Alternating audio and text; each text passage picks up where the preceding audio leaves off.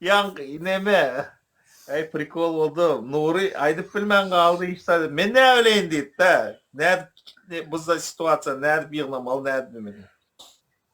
Bu хулиганы. Başka zat deyip bilema хулиганы. Просто bunlar собрали женщин такой и neme. Эфирde вот топить за них. Хулиганский.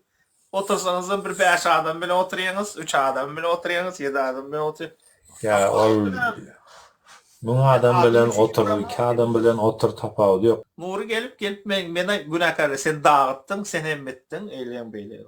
Böyle mi ettim ben? Seni dağıttım ben dedim. Sizin hak hukuk adalet derneğiniz dağıttın mı dedim. Ya öyle ki başka neme adalet falan bir zat, iki saat neme açtınız dedim.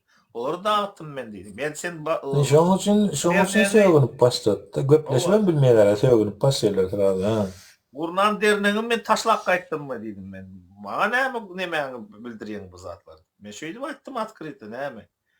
İşte doňurmadygyny men bilip otyrum уже düşün özüm aýdyp otyrum men bilem aktym bilip otyrum bu zatlar. Beýle zat bolmaýar.